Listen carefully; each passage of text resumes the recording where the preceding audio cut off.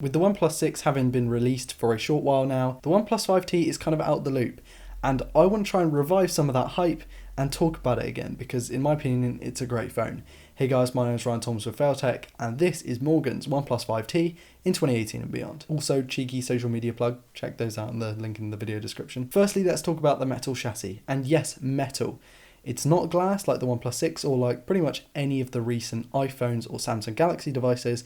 It's metal, and to be honest, I feel like this is going to be one of the last, like the truly last metal devices that we see, because everyone's transitioning over to glass and polished ceramic for wireless charging and other things like that. So it's really refreshing to use an old metal aluminium solidly made chassis here. Maybe I'm digging into it a little bit too much, but I really like the aluminium build here. The bezels are fairly small on the front of the display. You get on-screen buttons and of course the new gestures, and so the experience isn't fully 2018. You don't get a notch or anything like that, but it's really not that bad for a 2017 device. The phone is tall and thin, which makes for an ergonomic build, and you get the fingerprint scanner in my opinion, one of the best spots on the back of the phone, which is great. The phone feels good in the hand. It feels fairly solid, like if you drop it, it's not going to crack. However, it isn't IP or mil spec rated, meaning that it's not going to give you the most durable build in terms of weather sealing. Now, this has unofficially some really good weather sealing, like IP67 level. However, I wouldn't recommend you go and check that out, because honestly, it could lead to some bad things, and I don't want to be the one to ruin your new OnePlus device. So just take my word for it. It's got some decent weather sealing, like when you're caught in the rain, you can use it for a few seconds, but it's not going to survive a splash in the pool, or if it does, it's kind of just lucky that it did that. After a few months of heavy use, Morgan's one doesn't seem to have many scratches, if any at all. It works well, it works just as fast as when it got out of the box. And to be honest, I feel like that's just the great thing about aluminium phones, that we're just not, maybe I'm digging on that too much, but aluminium phones, man, so good. You don't get wireless charging, which is unfortunate, but you do get a fairly small 3300 mAh battery, which I say is small because it's a 6-inch display. You do get dash charging, which is really good because it's so fast, and it puts most of the strain on the wall wart as opposed to the battery, which is good. But at the same time, not having wireless charging is a bit of a deal breaker for some, and in my opinion, the battery needs to be at least 3500 mAh. That being said, battery life isn't bad on this device. It's not good either, it's kind of average, as most phones these days have pretty poor battery life. And with the Snapdragon 835, it is fairly efficient, but again, I wish there was a bigger battery here. We're not seeing bigger batteries in newer phones, by the way, so don't feel like you're going to miss out by going with a slightly older device, and I'll talk about that in a video later on, maybe this week or next week, but it's not good, it's just, yeah, it's meh. And being a sealed in battery, of course, it's going to be a little bit more expensive in terms of time and money to replace the battery, which is something that, you know, you can't say about the Galaxy Note 4 video coming later this week. Next, let's talk about the display, because that does actually help battery life. It's a 2:1 or 18:9 aspect ratio, which is okay, I guess. It's 2160 by 1080, making it a 1080p AMOLED display. AMOLED is going to lead to better battery life, and the overall AMOLED display looks good. It's one of the better AMOLEDs. It's not quite as good as Samsung's AMOLED, but that's kind of to be expected at this price range. And the 1080p resolution doesn't really hinder an experience at all. In fact, since you're using the Snapdragon 835, it gives better overall experience because you can drive games at a higher frame rate. And in my opinion, frame rate comes before resolution. The display gets plenty bright, plenty dim, sharp enough. The colors are fairly punchy. You get those beautiful inky blacks. The display is nothing to shout home about, but at the same time, it's nothing to complain about. It's a good display. In fact, I'd say it's the best 1080p or wide 1080p display that you can get. Performance is really good, and even on one gen later device, it works just as well as it came out the box. Like I said, 6 or 8 gigabytes of RAM, which is just, you know, it's crazy for OnePlus, but 8 gigabytes is the one that we tested in this video with 128 gigs of storage. If you pick the 6 gig model, you get 64 gigs of storage.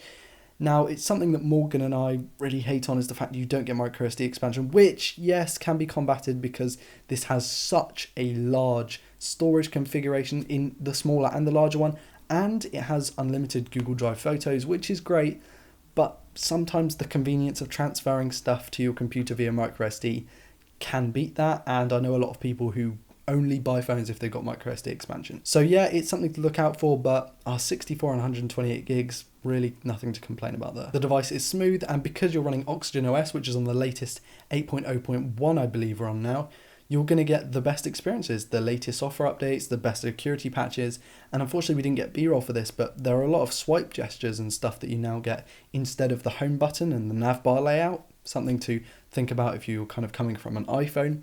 I like them, but personally I prefer the on-screen buttons because maybe I'm just old school like that. Now when it comes to playing games and browsing through social media, you already know this thing is absolutely perfect for that. You can play PUBG and Fortnite and it runs on the highest settings and it works perfectly well. And because that metal back is there, it kind of acts as a bit of an external heatsink, which allows for, well, actually smoother playback than you might expect from an 835. The extremely high amount of RAM works really well with Oxygen OS because it's a skinned version of Android that actually has some really good RAM management. When I first got the OnePlus 3, the RAM management was fairly poor for a phone with 6GB of RAM, but this fully takes advantage of that. And multitasking, well, you can open an app and you can just not close it for a week and go back to it and it's exactly where you left it. It is crazy having that amount of RAM in phones. You get Bluetooth 5.0 and AC Wi-Fi. Connectivity is quick. It's not quite as quick as iPhones, and that's something maybe I'll talk about in a later video if you guys want me to talk about that. Obviously iPhones get much better radios in their phones. This thing is quick. It works with my AC Wi-Fi, it works with Morgan's AC Wi-Fi, and there are pretty much no hang-ups there. You get Type-C at 2.0 speeds, which I still can't get. OnePlus 5T, 2.0 speeds. You do get a headphone jack, which is really nice because, you know, most phones don't have that anymore. Although Carl Pei has been bragging about the headphone jack enough, I feel like it's just kind of overdone at this point as a joke. So a comprehensive review of the performance is it's fast, it's quick, it's reliable, it doesn't crash, and to be quite honest with you, I see this going another 3-4 years into the future with software updates. Since the OnePlus 3, OnePlus has done an absolutely impeccable job at getting quick and snappy updates to your phone with the latest software and security patches and features, and it's going to have that for a long while unless OnePlus dies, but somehow I don't see that happening. Right, next let's talk about the camera. This is one area that I think OnePlus has improved on in terms of software since the phone came out. Since coming out back in late of 2017, you actually get much better portrait mode. I don't know why, the portrait mode's always been quite good on this device, not quite Pixel or iPhone 10 level, but definitely very good. It's not that accurate, but when it does work, it really, really works and it looks stunning. You get a 16 and a 20 megapixel sensor with f1.7 glass, which gives you really good looking photos, not overly processed and not, well, underly processed. You get something that looks good as long as you're kind of good with your photography. You are going to have to get into some decent scenarios for this, but I mean, smartphone cameras nowadays are just absolutely incredible, whatever software you go on and whatever hardware you go on. You're going to get software updates going into the future, but as I said to Morgan when I saw him last, there isn't really a use for porting over the Pixel camera app because the OnePlus camera app is really good. You get some great options, you get some awesome settings, and the actual mode list is fairly good. I mean, it's quite intuitive. It's not one of those apps where you have to dive deep into menus to get the setting you want. It's all there, it works well, and yeah, it's a solid camera. You do get UHD video and you get slow-mo, which is awesome. I mean, cameras are just so standard nowadays. There's pretty much nothing to compete with the Pixel. The front camera is different. It's a 16 megapixel sensor, which is something we don't see often.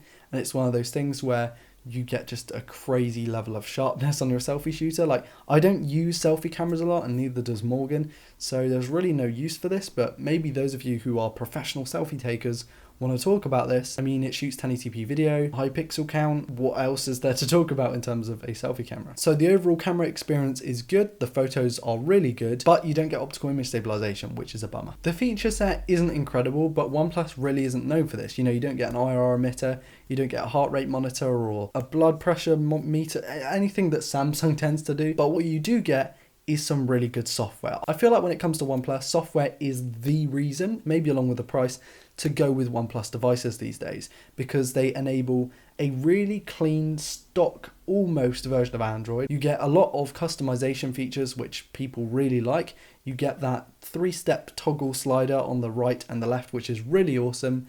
And more importantly, you get a price that competes with a lot of phones in the mid-range that don't have such good specs. I mean, tell me a phone, apart from maybe the ROG phone that's just come out from Asus, that has those kind of specs. I mean, overall, 8 gigs of RAM. What flagship has 8 gigs of RAM? Maybe the high-end Chinese stuff does, but this, 8 gigabytes of RAM, 128 gigs of storage, really good AMOLED screen, really good camera, really high-spec overall machine. For like £300 these things are going for, £350, that's absolutely nuts. Yes, you can probably tell by now that I recommend this phone. It's a great phone for the money. £300 to £350 is what I'd recommend you pay for this thing. Maybe £400 at a stretch, but the OnePlus 6 has come out at like £470-ish. And for that money, just save up a bit and go for the OnePlus 6. I feel like this phone is going to last you a good few years yet, and it's a solid recommendation from me. And that's about it. Hopefully you enjoyed this video, guys. It's been a long time in the making. My name's been Ryan Thomas with Failtech. I want to thank you all so much for watching. I recommend that you like, dislike, comment, tell me your feedback, and subscribe if you're new around here to never miss a video like this one. Also follow me on social media because it's great, we can interact more, and it actually boosts my ego a lot. No, not really. But anyway, I want to thank my Patreons, or patrons, whichever you want to say that. Thank you so much. You guys are amazing. And if you really want to support the channel, then head over to my Patreon page and, you know, give that button a click or a few clicks. I don't know. Anyway, before this video goes on for too long, I want to say thank you all so much for watching. My name's been Ryan Thomas with Failtech, and I'll see you in the next video. Peace.